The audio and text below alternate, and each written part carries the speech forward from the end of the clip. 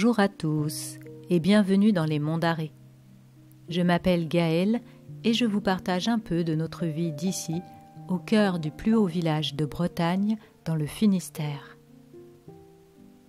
Dans cette vidéo, cuisine du dimanche soir, temps de détente et une causerie pour vous présenter une chaîne qu'on aime bien, parce que les bonnes choses gagnent à se partager. Bonne découverte!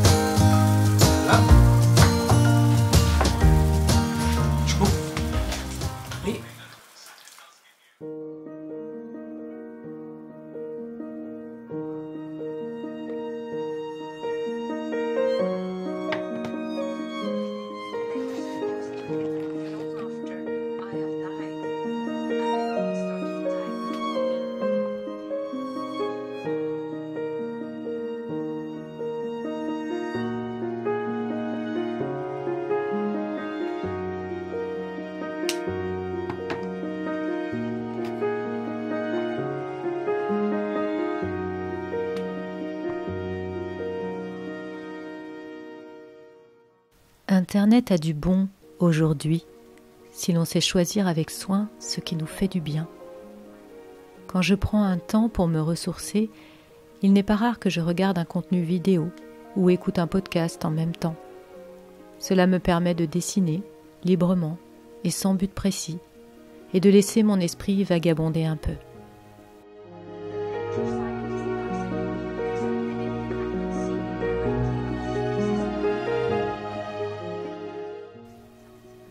J'avais envie de vous partager ici sur cette chaîne les endroits que je fréquente sur YouTube et qui me ressourcent profondément. Pour de multiples raisons. Mon idée de départ était d'essayer de vous en dire un maximum en une seule vidéo, mais cela m'a clairement saoulé comme perspective. Ici, on prend le temps. C'est vraiment ainsi que j'ai à cœur de créer ces contenus.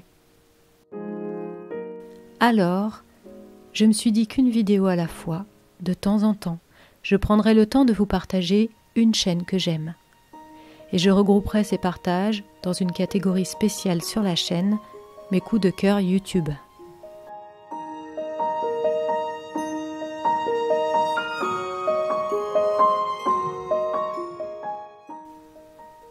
Vous verrez que ces chaînes sont toutes sympas à visionner en famille, avec des enfants, pourquoi pas. Seul bémol, il n'y en a quasiment aucune en français. Je me promène souvent en Scandinavie ou en Asie par exemple, et je vous partagerai des chaînes qu'il faudra regarder avec les sous-titres toujours disponibles en français.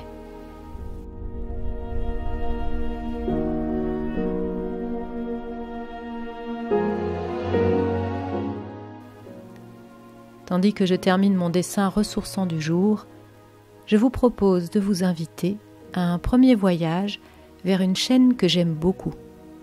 Et Christophe aussi, car on regarde ses contenus souvent ensemble. Du coup, c'est à deux qu'on va vous la présenter, en espérant que ce format vous plaira.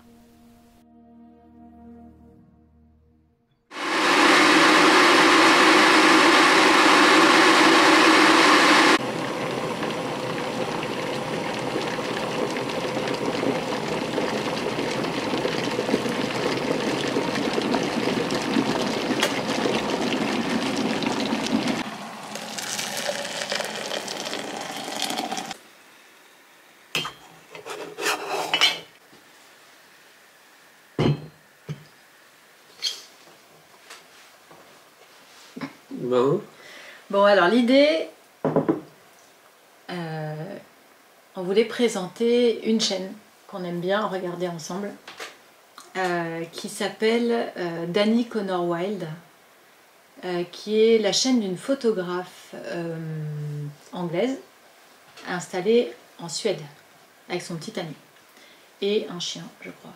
Il y a un chien aussi. C'est une jeune femme, elle doit avoir, je dirais 30, ouais, elle a 30 ans. Et elle est photographe animalier, ou animalière, je ne sais pas comment on dit. Et elle est vraiment super parce que, on va vous expliquer ce qu'on aime dans cette chaîne. C'est hyper dépaysant. Donc. Oui, donc c'est une super chaîne, quoi. Alors, les plus qu'on a vus sur cette chaîne. Oui. Tu veux commencer? Non, vas-y. Bah, y a des animaux. Ouais, plein. Puisqu'elle est tout le temps en train de... En fait, elle part filmer des animaux et les photographier, et son petit copain, il la filme elle. C'est comme ça que ça se goupille leur chaîne en fait. Ouais, donc elle est au centre de la chaîne et on nous montre son travail, mais c'est parce que son petit ami, il bosse avec elle et que c'est lui qui filme ce qu'elle fait pendant qu'elle-même, elle filme les animaux. Et donc elle nous montre ce qu'elle fait, comment elle fait des planques, parfois nocturnes ou parfois des heures en forêt, comment elle installe des supports pour que les petits écureuils ils sautent d'un support de bouffe à un autre et qu'elle essaie de les choper en plein vol. Elle fait des trucs pour attraper les oiseaux, pour les capturer en termes d'image, aussi bien que les écureuils, les chevreuils, il y en a pas mal dans son jardin qui viennent la voir parce qu'elle a elle a acheté une maison en Suède qui est au milieu d'une forêt en fait, avec quelques voisins, mais vraiment ils sont dans la forêt. Et la particularité de cette jeune femme, c'est quand même intéressant, c'est qu'elle est très liée aux écureuils roux. Ouais. Donc son animal préféré et principal, c'est les écureuils. Donc nous on aime bien parce qu'il y a des animaux, des superbes images, et parce qu'il y a de la neige. Moi je suis fan des pays de la Scandinavie et j'adore voir de la neige partout, des moins 30 degrés, et puis les animaux, la faune, la flore et surtout les images, parce qu'elle filme en drone aussi. Les images, de belles images des paysages de neige l'hiver, c'est fabuleux, c'est à tomber. Qu'est-ce qu'on aime bien, c'est qu'elle a... Elle a un sens du récit qui est bon, donc c'est très bien monté, très bien structuré, c'est très sous forme de récit, donc c'est plutôt sympa à suivre. Ouais, c'est vraiment un documentaire, enfin, à chaque fois, elle raconte une histoire. Ouais. Documentaire. Elle a été une fois en Antarctique, elle a raconté à un moment donné qu'elle envisage d'acheter la forêt d'à côté parce que y a des destructions pas loin, donc elle se dit qu'elle sauverait la forêt des écureuils. Donc prochainement, elle va peut-être faire une levée de fonds pour ça. On vous a mis le point de départ d'une série dont on va vous parler qu'elle a fait. Pareil, il y a une narration sur 7 épisodes. C'est vraiment agréable pour le côté récit, ouais. C'est super bien monté, clairement, elle a du talent, on s'emmerde pas, il y a du rythme, c'est agréable à regarder. Elle, en tant que personne, Oui, elle est douce, elle est très posée, c'est un petit côté... c'est elle qu'on suit, donc c'est un petit peu un Tintin reporter in situ. Donc c'est plutôt sympa à suivre, parce que vraiment, elle nous emmène partout, donc elle nous montre son métier, comment elle travaille, et tout ça, c'est sympa à suivre. Voilà. Et puis, le dernier point, on l'avait dit. Donc, on voulait aussi vous dire quand même ce qu'on aime un peu moins, parce que les chaînes YouTube, on n'est jamais, à moins d'être un peu naïf, on n'est jamais 100% hyper enthousiaste de quoi que ce soit la nôtre de chaîne ou celle des autres, c'est toujours la même histoire. Il y a des plus, il y a des moins. Ce qu'on aime moins dans cette chaîne, mais c'est un travers qu'on trouve dans beaucoup de chaînes YouTube, de gens qui font un peu les documentaristes et qui sont youtubeurs, qui vivent de ça, c'est qu'à un moment donné, il y a une espèce de surenchère pour continuer à tenir le public en haleine avec des récits. Donc c'est quelqu'un qui voyage dans le monde entier, en avion, régulièrement, pour aller faire une ou deux vidéos au fin fond des montagnes d'Italie ou en Antarctique ou je sais pas où. Et bon voilà, nous on est un peu sensibles à ce qui se passe au niveau de la planète et on voit bien que prendre l'avion tout le temps, ça commence à plus être vraiment une bonne chose. Ça commence à faire chier. Ça commence à faire chier. Non, ça commence à plus être une bonne chose et de montrer que c'est pas un problème et que c'est facile et que c'est cool et que c'est ça la jeunesse, je suis pas sûre que ce soit un bon exemple malgré tout. En tout cas, ça montre pas une jeunesse qui prend conscience de l'urgence dans laquelle on vit au niveau climatique. Et nous, on est sensibles à ça. Après, voilà, chacun se positionne. Hein. Et puis, dans le même esprit, c'est quelqu'un qui crée des séjours pour emmener d'autres gens faire des photos sur des spots à l'autre bout du monde, dans des endroits où il y a de la faune un peu isolée, reculée et rare. Ça nous dérange un peu, en fait. Ça nous questionne aussi un peu ce côté-là. On comprend qu'elle a besoin de faire un peu d'argent, hein. Mais ça nous questionne de dire, bah oui, mais à chaque fois qu'on a la responsabilité d'emmener des touristes du monde entier, tous en avion vers un lieu où on va aller emmerder la faune pour aller faire une planque photo, ça pose des questions. Même si elle dit qu'elle y va avec des groupes restreints de gens, c'est à chaque fois que les Occidentaux font les touristes pour une émission genre en terre inconnue à l'autre bout du monde, quelque part on dérange un peu de l'autre bout du monde, quoi. Donc ce truc-là, nous on y est sensible et on n'oublie pas ce qu'on regarde. Et je pense que si vous regardez ça avec des enfants, c'est une bonne idée d'expliquer cet aspect-là aussi. Parce que de décrypter ce qu'ils regardent, c'est important aussi, que c'est pas je claque des doigts et je vais à l'autre bout du monde et que ça n'a pas d'incidence, quoi. Pour nous, ça en a et pas une petite. Ouais. Voilà, si on devait vous garder on a choisi 2 vidéos en fait, pour vous faire rentrer dans cet univers qu'on trouve vraiment super. La première, toi l'honneur.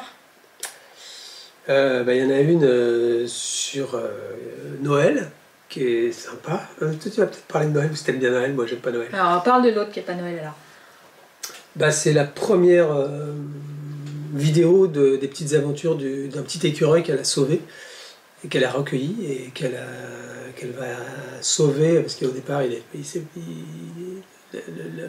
l'emmener dans un univers de maison, c'est pas évident pour un tout petit bébé. Et donc déjà qu'il survive et après le ramener dans la vie sauvage. Donc on suit ça sur plusieurs mois et c'est assez intéressant. Et donc ça c'est le premier épisode. Voilà, et puis derrière vous n'avez plus qu'à suivre puisqu'elle en a fait une playlist, donc il y a 7 épisodes qui suivent et avec un méga suspense parce que ça reste de la réhabilitation de la faune sauvage. Et elle explique bien que voilà, n'importe qui n'a pas à faire ça comme elle le fait, qu'elle s'est renseignée auprès de professionnels, etc.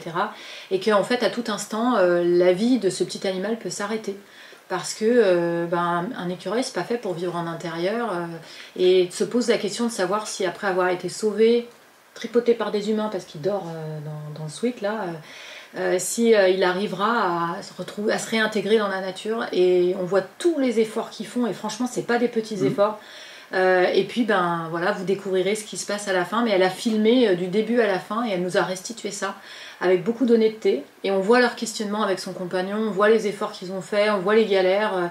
Waouh, ça a été un sacré voyage.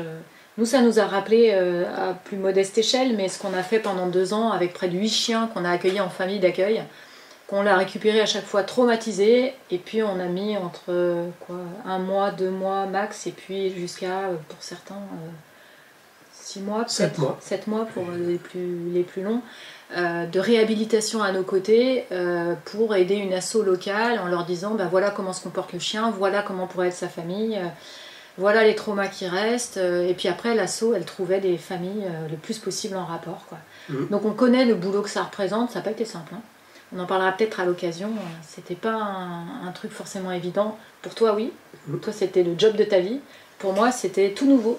Donc c'était compliqué ce truc-là. C'est hyper intéressant de découvrir comment c'est quand les humains commencent à s'occuper comme ça, comme le font les refuges en fait, d'aider des animaux blessés. Donc c'est ça qu'on trouvait bien là-dedans. Et puis ben, la vidéo de Noël, parce que moi j'adore Noël, j'adore la neige. Et puis je suis vraiment sensible au côté chaleureux des pays du Nord qui se restituent avec les maisons où on allume le feu, où on met les bougies, où on met les lumières, etc. dans un pays où il y a très peu de... On va s'interrompre.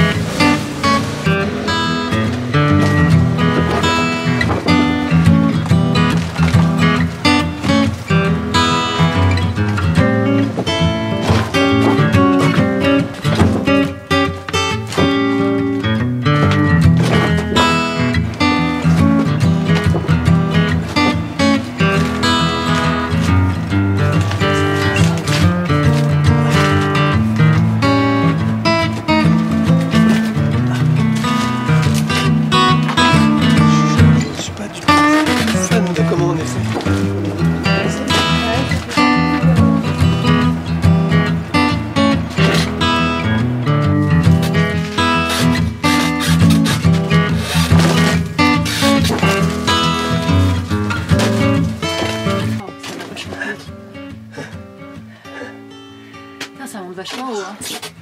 Voilà. Ouais, on a le droit d'être fier.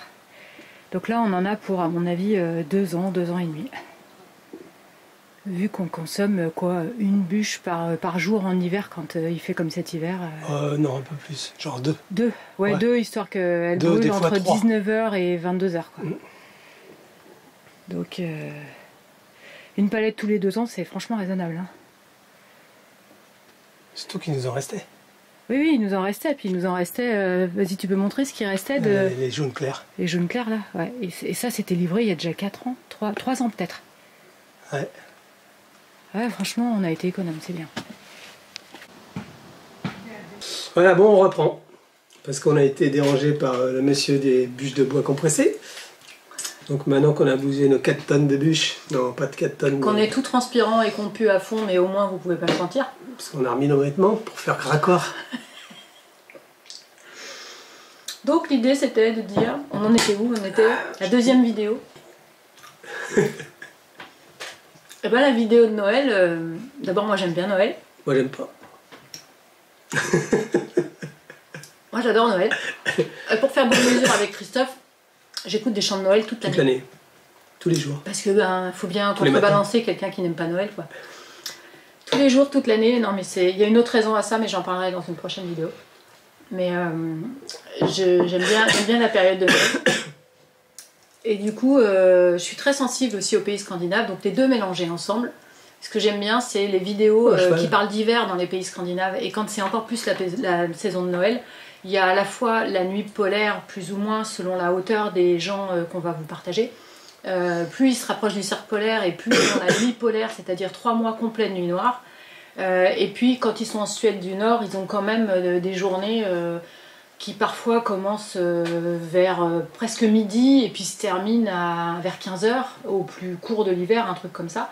Donc évidemment ça donne des vidéos avec des bleus et des tonalités bleutées magnifiques. avec de la neige évidemment, les animaux dans la neige, c'est toujours intéressant à voir, les drones, les vues en drone, elles sont à tomber, et puis l'intérieur des maisons avec les feux de cheminée, les bougies, les lumières, et puis voilà comment les gens se débrouillent avec la vie l'hiver. C'est toujours intéressant à regarder et je vous partagerai d'autres blogs dans les pays scandinaves où on voit vraiment comment les gens ils se débrouillent par moins 30. Moins 20, moins 30, c'est la moyenne l'hiver en Scandinavie, Suède, Finlande, Danemark. Donc c'est ça que j'aime bien. Voilà. Et c'est ce qu'ils nous partagent. Et je vous mets du coup la vidéo de Noël de cette année, du dernier Noël, que vous puissiez découvrir ça. Voilà, c'est tout pour nous, en espérant que ça vous plaira. Et puis, à bientôt. À bientôt. Pour une prochaine vidéo. Moi, je vais aller promener le chien. Il a envie. Il est à la porte.